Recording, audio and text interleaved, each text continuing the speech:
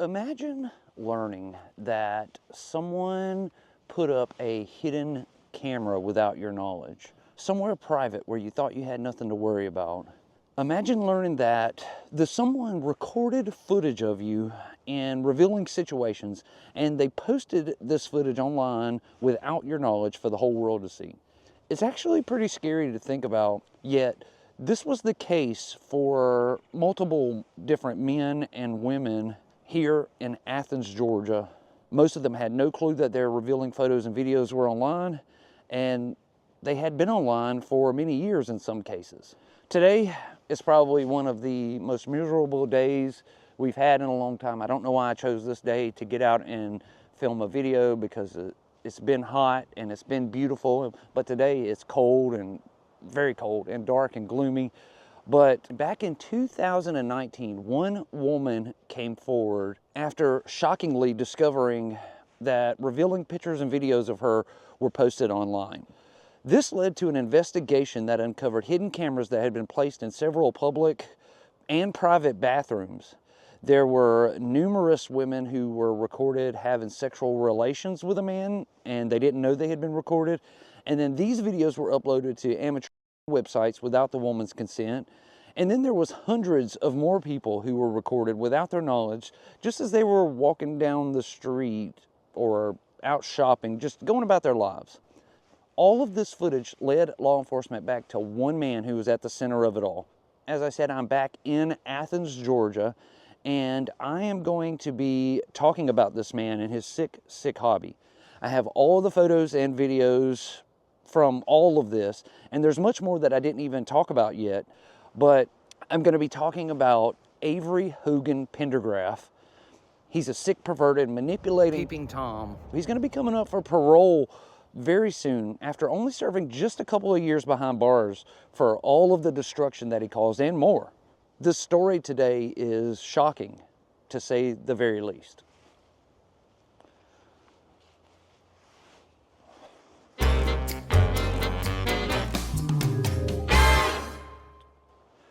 So this whole story first came to light on August the 17th of 2019, when a woman named Caitlin Brooks got a text message from her mother that had a link in it.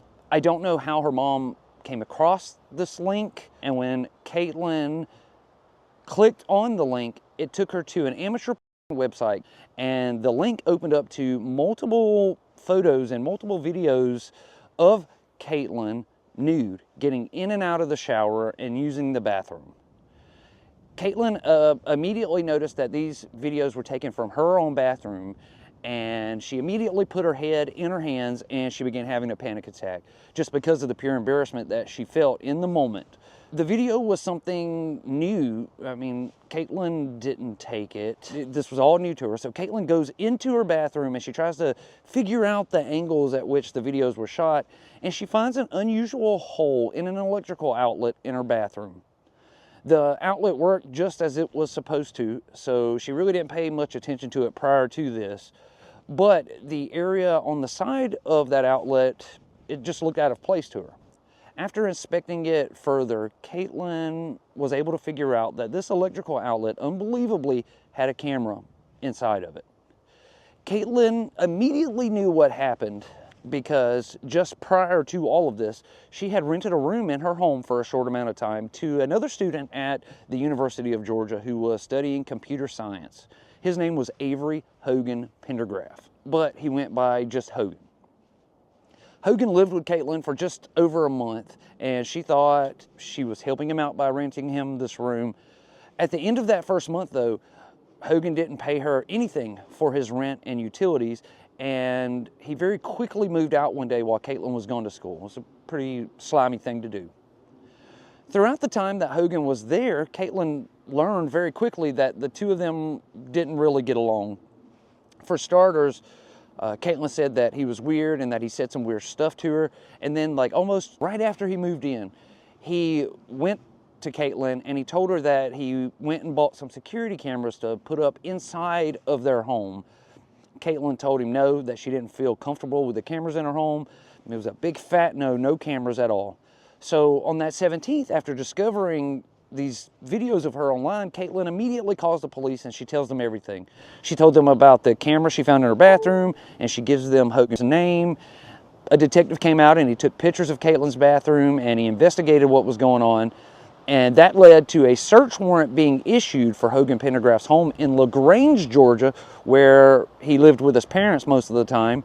And during that search of his parents' home, officers seized a couple of computers, an iPad, and a cell phone. And then in Hogan's bedroom, in a drawer, officers discovered multiple hidden spy cameras. Officers found this key fob. It looks like a car key, but it has a hidden camera in it. There was a smoke detector that had a camera hidden inside of it, a charging brick like you plug your phone cord into that actually has a camera lens on the inside of it, and more. I mean, there was a bunch of them. The whole drawer inside of Hogan Pendergraft's bedroom was just full of these hidden spy cameras. So the police officers, they took all the spy cameras and all of his electronics, and they placed it all into evidence. Later that day, Hogan Pendergraft was arrested and booked into the Athens Clarke County Jail, and he was charged with invasion of privacy. In a quick turn of events, though, after Pendergraft was arrested, he was quickly released after just a couple of hours on a $5,700 surety bond, meaning that he didn't have to pay any money to get out. So he went in, got booked in. He only spent a couple hours in there, and he was let right back out. But he was released with a condition that he was not allowed to use any electronic recording devices or the internet. Now, police began investigating how deep all of this went. They had a judge sign warrants to have Caitlin's pictures and videos taken down from these online sites. They were also able to track Hogan Pendergraft's online accounts, and they were able to discover that he had actually posted images and videos of multiple other women to other different porn sites. Some of the websites even originated all the way over in Russia. The detectives in Athens were able to serve these warrants and these judges' orders on all of these websites, even the Russian ones, and they were successful in having all of these videos and images taken down pretty quickly after they were discovered. Detectives now had the grueling task of identifying all of these women, and once they did figure out who they all were, the detectives then had to painfully call each one of the women to inform them that Hogan Pendergraft had posted their nude images online without their knowledge. Hey, this is Sergeant Scott Praw with the Athens Clarke County Police Department. How are you? Through the course of this investigation, your name came up. Oh, wow. Did you ever allow him to record videos of you guys having sex? Never consented to anything like that. No, I don't. Definitely not. This case has started out small and gone crazy. Hi, is this Caitlin Brooks? Yes, this is Caitlin. So obviously I'm calling in reference to your case. We did a search warrant at his house where he's staying now, and he also had a little key fob spy camera that we found and smoke alarm one. I've never felt so violated in my life. Altogether, there were 8 women identified from these videos online. Some of them were easier than others to name, and some Pendergraft even posted their personal information alongside their images, which made it real easy for detectives. Now, it was about a month after Pendergraft's arrest. Detectives were still trying to identify the last couple of these women that he had posted on these sites, and investigators had a judge sign off on a search warrant so that they could look into all of the items that they seized from Pendergraft's bedroom. When detectives got in to see all of these images and videos that were stored on all of these devices, detectives couldn't believe what they had just uncovered. Just in Hogan's laptop alone, investigators discovered years and years worth of videos and pictures that had been taken from public restrooms. There were men and women, and there were little kids and elderly people. It was clear right from the beginning, it was definitely one of those hidden camera type situations. And it showed hundreds and hundreds of people all taking their clothes off or pulling them down and going to the bathroom. It was just all so invasive, showing people doing things when they thought they were safe and that they had their privacy. Now, unfortunately for investigators, they actually had to sit and watch all of this disgusting footage, hours and hours of footage. They had to sit and watch it all. And after reviewing all of the pictures and videos, they were able to narrow down the footage to a few different locations that were all in the Athens area. One location was a local Starbucks bathroom. There was a hidden camera in a women's bathroom in one of the dorms at the University of Georgia. And then they even discovered footage from a church, a woman's bathroom in a church of all places. Along with all of that footage, investigators found hundreds of videos and images that had been taken of people who were just all out in public. They were walking down the street or shopping or eating. None of them knew that he was recording these videos. One of the videos that he actually recorded shows a high school teenager standing by the road waiting for the school bus. Well, detectives were able to confirm that this video that he recorded was from right here at Pendergraft's parents' home. He pointed his camera right out of his window, facing this way, right over here towards this house and mailbox. Now, while investigators were searching Hogan's iPad, detectives found sex tapes, videos of Hogan Pendergraft having sex with multiple different women who none of them seemed to know that they were being recorded. And then the detectives stumbled across multiple folders that had pictures and videos of women in it, and these were taken from inside of a couple of residential bathrooms, inside of people's homes. All of this footage consisted of women getting in and out of the shower and using the bathroom and doing random stuff like brushing their hair and brushing their teeth and that kind of stuff. Investigators couldn't believe that they had just uncovered all of this, and it turns out that it actually gets even worse than what they initially thought. Some of the footage that Hogan Pendergraft had highlighted in his computer as some of his favorites consisted of prepubescent children. It was hidden bathroom camera videos of little boys and little girls going to the bathroom. And then some of the videos that he recorded just on the street, it also had a lot of kids in it, like the girl waiting for the bus. And along with that, detectives found how-to guides on his computer for how to groom young children. Now, I have blurred these paragraphs out because I don't want to be the one to pass this information on to someone who might actually use them, but it's absolutely horrible. It appears to talk about going overseas to do this kind of stuff, and it tells the reader about how to hide them in plain sight. And it even talks about creating a community somewhere where a bunch of pedos can live. Here near where Caitlin Brooks lived, a neighborhood like this with just nothing but pedos who, yeah, it's horrible, absolutely horrible. I was horrified, and it made me sick to my stomach after reading all of this, and it definitely makes me do more to want to help. Now, reading these pages, not only was it disturbing for me, but it was also disturbing to the detectives that had to read them. And immediately after they saw it, they knew that they couldn't leave Hogan Pendergraft out on the streets, out on bail. It was clear that he was planning to hurt a small child, and it was heading that way very quickly. So detectives immediately went to a judge with the mountains of evidence that they had uncovered, and they filed all the proper court documents, and they had a judge revoke Hogan Pendergraft's bail so he could be locked back up and he would stay in jail until his trial. It was here, as the detectives were digging into Pendergraft's past, they learned that this wasn't the first time he had done this type of stuff. 5 years prior to the incidents I'm talking about, in 2014, Hogan Pendergraft was arrested in LaGrange, Georgia, Troup County, and he was charged with 21 counts of invasion of privacy.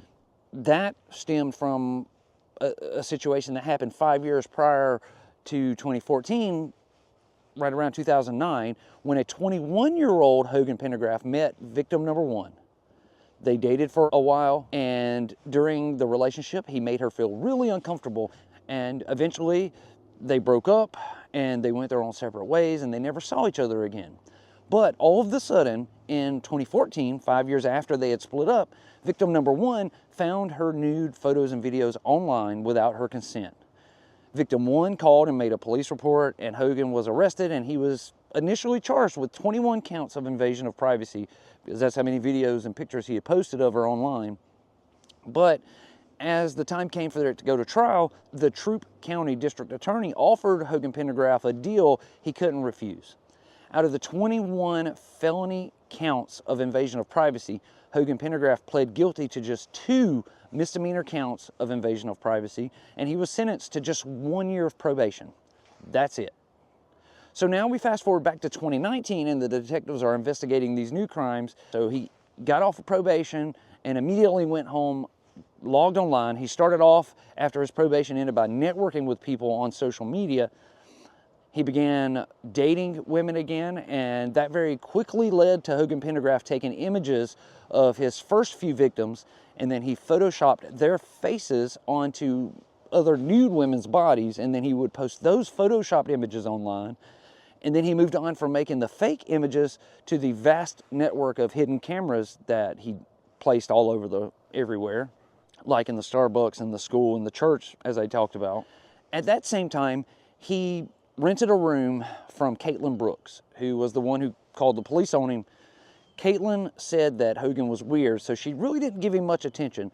So he put that hidden camera outlet in Caitlin's bathroom, and he got those videos of her coming in and out of the shower and using the bathroom, and he posted them online, along with comments that said things like, "I want to rob her of her private life in a cruel and degrading way." And another post on one of her pictures said, "Her life is no longer hers, it's yours forever." After Caitlin, Hogan rented a room from another victim who also called him weird. And this victim was one of the women who received a call from the police department. And then she was informed that her nude photos were online. So she went looking, and she also found a hole in her bathroom that was right at the bottom of a cabinet and a mirror. It actually looked like it belonged there, so she never paid attention to it. But this hole led directly to her guest bedroom, the room where Pendergraft had stayed when he stayed with her. It was a full-fledged peephole there. So every time that she went in to get in the shower or was in the bathroom changing clothes, Pendergraft could watch or record her from this peephole, and she never knew it. Avery Hogan Pendergraft escalated from there, and he began hiding cameras and filming himself having sex with the last few of the victims on the list. At least one of those victims was drugged and was completely unconscious when he filmed himself having sex with her, and then he took those videos and he posted them all to Pornhub. Now, all of this happened over the 4 years from the time of his probation ending in 2015 up until 2019 when Caitlin called the police and he was arrested. So in that relatively small amount of time, just 4 years, it had gotten this far from him photoshopping nude images all the way up into him drugging and assaulting a woman. Had it not been for Caitlin calling the police when she did, who knows how much longer this could have gone on. I mean, this 4 years had passed and no one knew what had happened. It could still be going on to this day had she not found out about this and called police. Now, Caitlin, not only did she have to deal with the sheer embarrassment of having her nudes online for everyone to see, but Hogan Pendergraft also posted copies of her driver's license and a picture of her debit card online with her nude photos. So on top of everything else, Caitlin also had to cancel her debit card, and in her head, she knew that pervy men were not only looking at her nude online, but he had posted a copy of her ID. So they also knew where she lived at. And this messed with Caitlin real bad. Caitlin quickly became paranoid all of the time. It affected her daily life. Caitlin had a job, and she was also in law school at UGA. But once she found out about all of this, it got to the point where she couldn't focus at work or in class. And this led to her dropping out of law school and quitting her job. And she just spiraled into a deep, deep depression. Caitlin just could not shake the fear that someone was watching her, and it caused her to lose all sense of security. So she moved back home with her parents for a short time. And even then, living in her parents' home, she would wake everyone up screaming, claiming that someone was filming her from the attic. And this was just because she would hear a noise or something creak up there. It was absolutely horrible. Now, on March the 10th of 2022, Hogan Pendergraft pled guilty to a few charges that we're going to talk about here in just a minute. But the very next day after that, on March the 11th, Caitlin Brooks had a mental breakdown because of all of it. She wasn't able to go to his hearing the day prior. And at this point, she was suffering so bad from what Hogan Pendergraft did to her that she felt backed into a corner and she felt like she had no other option, and she unalived herself. Caitlin just couldn't face what Pendergraft had done to her, and she couldn't get over it. And she made this decision because of it. It's just so sad. Caitlin was such a sweet girl, and she thought she was actually helping him by renting him this room, and he completely destroyed her life. Now, after investigators discovered the extent of what Pendergraft had done, they went to a judge and they had his bail revoked, as I talked about earlier. He was quickly locked back up, and at this point, he was now facing a litany of charges in both Athens-Clarke County and in LaGrange, Troup County. While Pendergraft was in jail waiting for his trial, he actually called several of his victims for whatever reason, and it's assumed that it was for one last attempt to try and assert some kind of power over them one last time, but I mean, really, no one knows. I'm calling you because I love you, and I feel like I'm going to die as my witness. I have not done that to you. Are you there? You are a liar. Everything you say is a lie. Your calls are giving me a panic attack. Do not call me again. Now, the district attorneys in both Athens and LaGrange, they worked together on Pendergraft's charges. They wanted to work it out between the two counties so that by the time all of it was said and done, Hogan Pendergraft would spend the rest of his life behind bars. Troup County, LaGrange, was up first, and they offered Pendergraft a plea deal, and he accepted it. So on March the 10th of 2022, Avery Hogan Pendergraft pled guilty to 2 counts of racketeering, or RICO, 5 counts of sexual exploitation of children, 9 counts of invasion of privacy, 1 count of criminal trespassing, and 1 count of possession of eavesdropping devices. 7 out of his 8 main victims were all in attendance for this sentencing, and as per his plea deal, he was sentenced to 50 years in prison with the possibility of parole, plus 20 years of probation, and he would have to register as a sex offender. This plea deal guaranteed Pendergraft would be locked up in prison for just a minimum of 9 years before he would be eligible for parole. Now, if you subtract his time served, because he was locked up until his court date and all that, this backed everything up to 2019. It meant he would be eligible for parole in 2027. All right, but as I said a minute ago, LaGrange worked with Athens, and they worked out this plan that they had come up with, and Athens was going to go for a mandatory 25-year sentence on their charges, which meant if the Georgia Pardons and Parole Board granted Pendergraft parole in 2027, then and only then would Pendergraft start serving his Athens sentence, which would keep him locked up until the year 2052. That would make him about 65 years old when he would get out, but he would still have another 45 years on supervision, and then he would be well over 100 before, at the very least, he wasn't being watched by the Georgia Department of Corrections. It also meant that if he got out in 2052 for the rest of his life, if he did anything at all that broke the law, his parole would be violated and he would go back to prison and he would serve all of that time behind bars. So the Athens district attorney went to Pendergraft and offered him a plea deal, charging him with an aggravated sodomy for the woman that he filmed himself with, who she was unconscious. Those charges it was a straight 25 years mandatory sentence, no parole or anything. Well, Pendergraft turned that plea deal down. And unbelievably, after Pendergraft said no to the plea deal, the Athens DA just dismissed the and aggravated sodomy charges, and she went behind the back of all of the victims, and she allowed Pendergraft to accept a plea deal for just 3 counts of invasion of privacy for 10 years in prison. But what made it even worse was that the Athens DA allowed him to serve those 10 years at the same time with the Troup County sentence. So Hogan Pendergraft was going to get no extra consequences for his crimes in Athens, Georgia. The victims and the community were dumbfounded as to why the Athens DA would do this, which meant Hogan Pendergraft could get out on parole in 2027, letting a dangerous sexual predator right back out onto the streets. It was mind-boggling to everyone. Now, the Athens DA justified her actions by going to the media, and she said that she did it because the victims didn't want to go to trial. But then all the victims came forward and said that that wasn't true at all, and that they were never asked about any of it. It seems more likely that the Athens District Attorney's caseload was so large that it was her. She didn't want to have to prepare for a trial, which would give her a lot more work she would have to do, and she allowed him to take this plea deal, to take this off her plate. The victims all said that they felt deceived, cheated, and lied to by the Athens DA, and it even led to all of the victims joining together, and they filed a lawsuit against the Athens DA for how she handled this. They were all just so pissed, and rightfully so.